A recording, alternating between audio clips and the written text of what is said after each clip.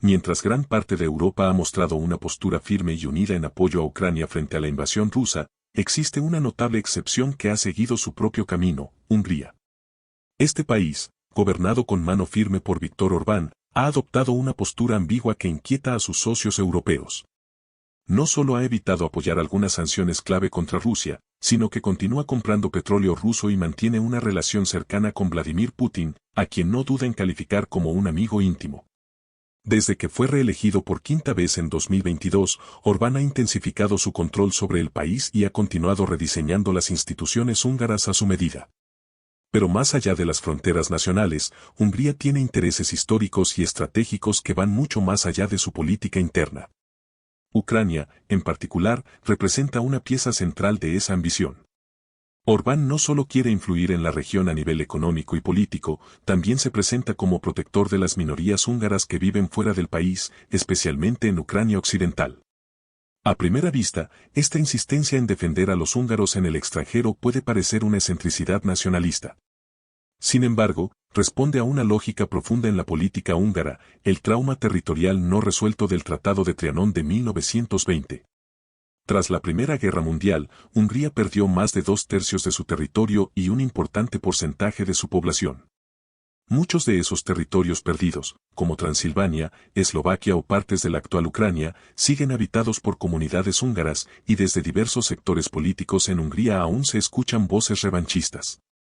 Orbán ha sabido capitalizar estas emociones históricas. Alimentando el nacionalismo y los agravios del pasado, fortalece su base política al tiempo que se posiciona estratégicamente entre Rusia y la Unión Europea. Busca sacar ventaja sin comprometerse del todo con ninguno de los bandos. En caso de una victoria rusa en Ucrania, Hungría podría intentar recuperar influencia, o incluso territorio, en nombre de proteger a sus minorías étnicas. Un escenario que, aunque improbable, es alarmante. Este delicado equilibrio entre los intereses occidentales y las simpatías rusas coloca a Hungría en una posición volátil y controvertida. Pero, ¿cuáles son exactamente esos territorios reclamados? ¿Qué implicaciones tendría una victoria rusa para Europa Central?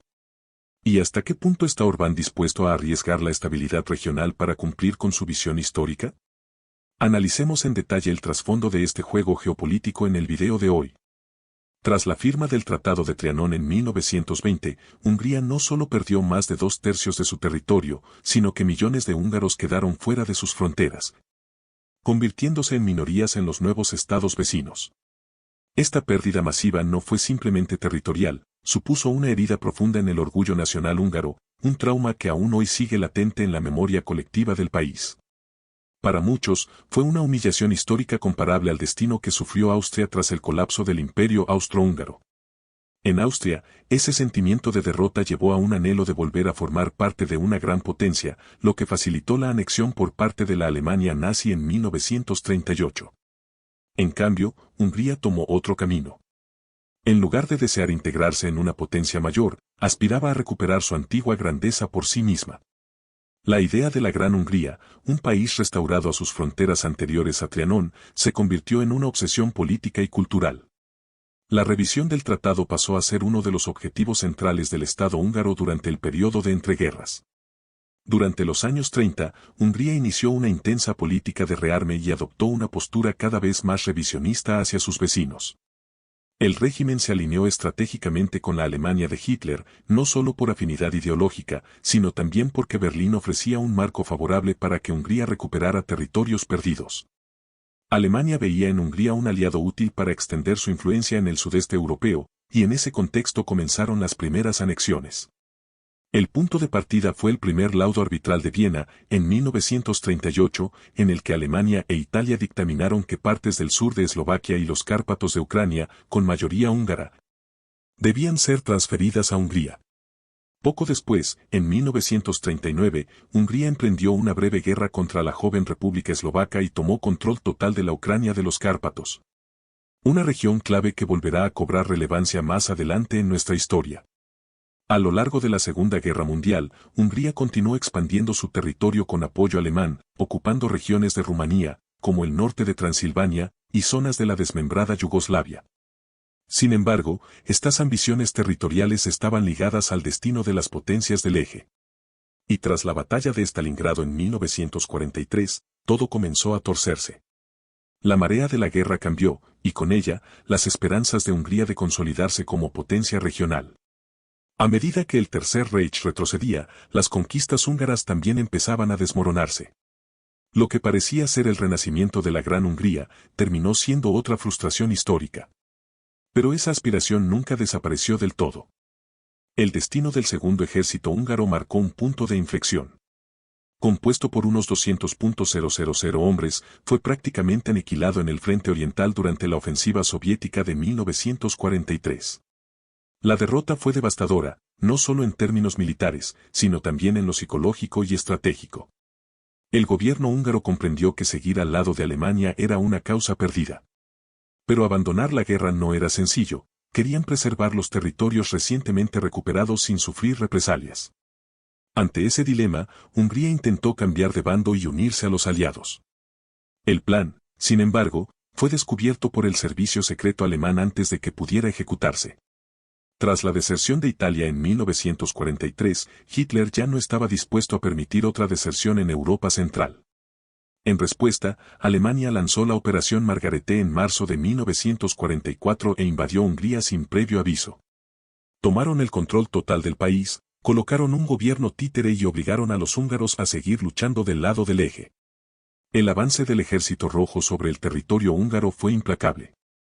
Las batallas fueron brutales, y muchas ciudades quedaron reducidas a escombros. Finalmente, en la primavera de 1945, Hungría fue completamente ocupada por fuerzas soviéticas. Con la rendición de las potencias del eje en mayo de ese año, la guerra había terminado, pero el precio fue altísimo, gran parte del país estaba destruida, la población había sufrido enormemente y, lo más doloroso para la élite nacionalista, los territorios ganados durante el conflicto volvieron a perderse. A diferencia de Alemania o Austria, Hungría no fue dividida en zonas de ocupación tras la guerra. El país quedó bajo la esfera de influencia soviética, pero mantuvo una relativa unidad territorial. Aún así, esto no significó una redención. La narrativa oficial intentó limpiar la imagen del país alegando que Hungría había sido arrastrada por Hitler contra su voluntad. Esta versión fue repetida durante décadas, alimentando la idea de que Hungría fue más víctima que agresora. El trato menos severo tras la guerra no disolvió los pensamientos revisionistas, sino que los reforzó. Para muchos húngaros, la breve recuperación territorial durante la guerra sirvió como prueba tangible de que el sueño de la Gran Hungría seguía siendo posible. Las pérdidas posteriores no se vivieron solo como una consecuencia lógica de la guerra, sino como una nueva humillación histórica. Este sentimiento de agravio persistente caló hondo, sobre todo en los sectores nacionalistas y conservadores. En los últimos años, estas ideas han resurgido con fuerza. La figura de Viktor Orbán, el hombre más influyente de la política húngara contemporánea, ha canalizado este imaginario. Bajo su liderazgo, ha crecido el discurso que reclama una mayor atención hacia los húngaros que viven fuera de las fronteras actuales del país, especialmente en la región de los Cárpatos, en el oeste de Ucrania.